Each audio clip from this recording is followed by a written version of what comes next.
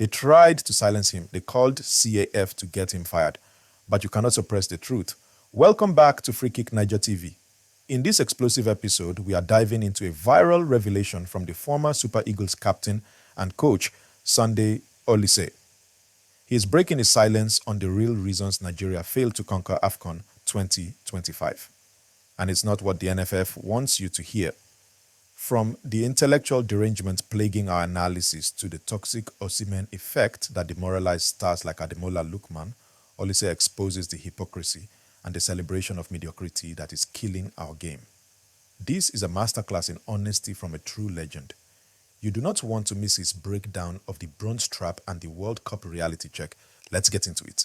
You know, for nearly 2 decades, I've worked at the highest levels of global football. I've been one of the rare Nigerian voices respected intellectually on the world stage. But it seems that for some, and I repeat, some of my own countrymen, that's exactly the problem. Now, jealousy is one thing, but active sabotage? That's diabolic. Recently, some people actually took the time to write and call the Confederation of African Football, CAF officials. Their goal? To get me removed as an AFCON match consultant. Their beef? They claimed I wasn't supporting the Super Eagles enough. In other words, they wanted me to lie, to cheat.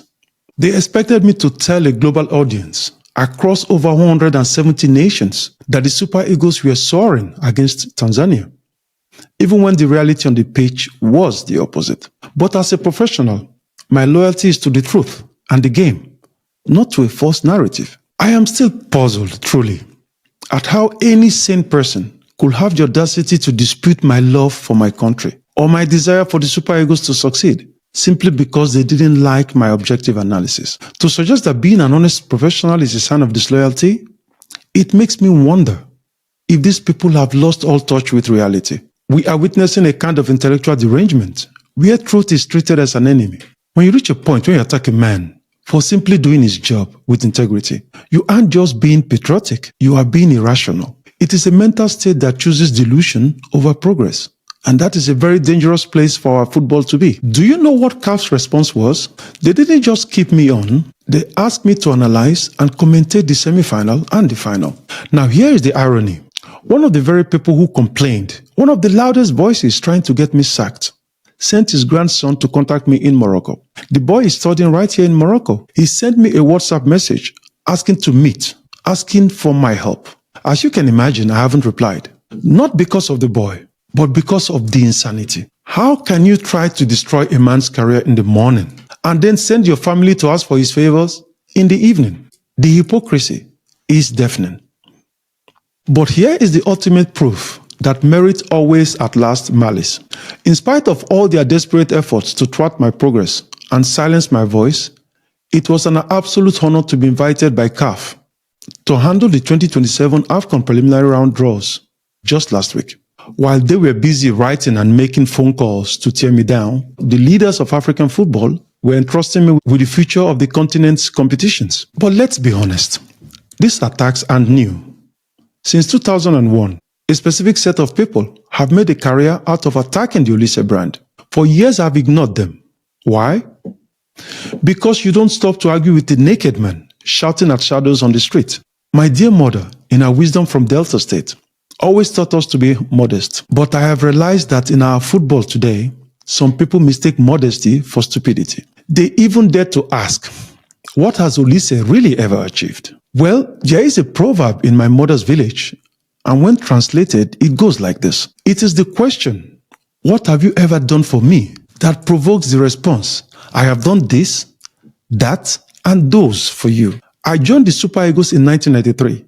Before that, Nigeria had gone 13 years without a title and never qualified for a World Cup. In the decade that I served Nigeria, we qualified for our first and in total 3 consecutive World Cups. We won the AFCON, the Olympic gold, and the Afro-Asian Cup. We earned the respect of the entire world. Now don't get me wrong, I didn't play alone. But it is a strange coincidence that the moment I stopped in 2002, we failed to qualify for the very next World Cup in 2006. And as we see with the 2026 campaign, the struggle has only intensified. So for any sick mind to try and turn my people The Nigerians who have shown me love for over 30 years, and I repeat, over 30 years, against me out of pure jealousy, it is a betrayal of our own history. People ask if this insanity makes me bitter. Honestly, how could I be bitter? When you are blessed to speak 7 languages, now learning your 8th, and you've served as a FIFA expert for 13 years, your perspective changes. When you have reached the top as a player and live a life of peace, you don't feel bitterness toward those trying to pull you down. You feel pity for them. I don't fight them. I ignore them because I am occupied with excellence. I don't need to fight them. The record books fight for me. But let's look at the pitch and the toxicity that might have cost us this AFCON title. We are confusing talent with license. Victor Osimhen is world class, but talent is not a license to destroy team chemistry. Look at the evidence. Since that public outburst against Ademola Lookman, one of our brightest lights, Lookman became a shadow of himself and we lost the bite. When you publicly diminish your teammates, you break their spirit. You destroy the very confidence a team needs to survive a semi-final. Against a team as tactically sharp as Morocco, we needed our best players at 100%. Statistically, Ademola Lookman was the most dangerous player in the tournament until that public verbal abuse broke his focus. You cannot expect a playmaker to perform miracles on the pitch when he has been demoralized by his own teammate. The conflict did its damage.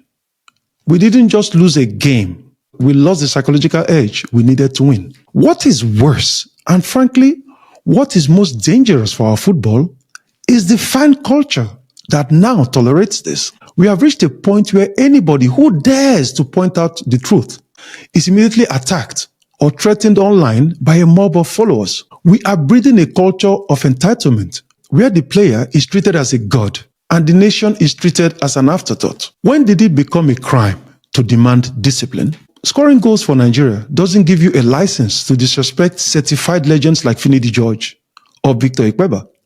It doesn't give you the right to disrespect coaches or teammates. If goals alone justified arrogance, what should the legends who actually put Nigeria at the pinnacle of world football, like Amokachi, Amunike, Okocha, Babangida, and myself do? Walk on people's heads? No. We respected the jersey. We realized that victory is temporary, but character is permanent. Our untouchable star was subbed off 3 minutes before the most important penalty shootout of the tournament versus Morocco. I'll give you an example of what I mean.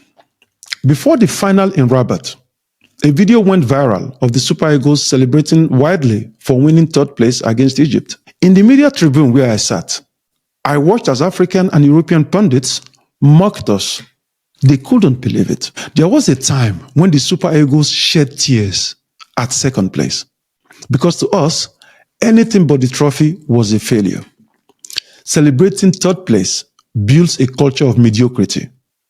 We must remember, the decline of our dominance began exactly when we started being content with bronze. If we want to be Africa's best again, the wild celebration for anything less than gold must stop immediately. Finally, look at the reality of where we are. We failed to qualify for the World Cup on the pitch, where it actually matters. Instead of looking in the mirror and taking responsibility, we see this desperate protest to FIFA against DR Congo. Have we not realized what is happening here? Since the announcement of this protest, the conversation has shifted. Many are no longer pointing fingers at those truly responsible for our failure. Instead, they are cursing DR Congo. This is a calculated deceit, if you ask me.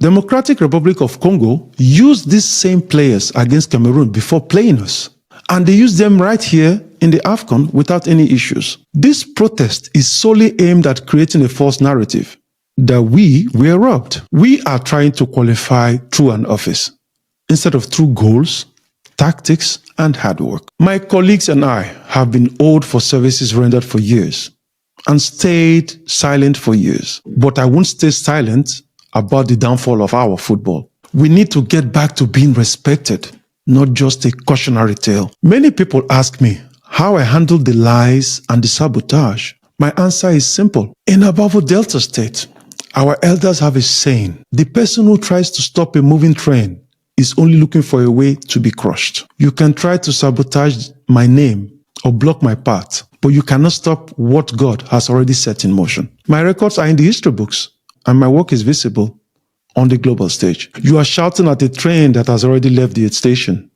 Focus on fixing the house you are burning down, rather than fighting the man who is trying to help you put out the fire.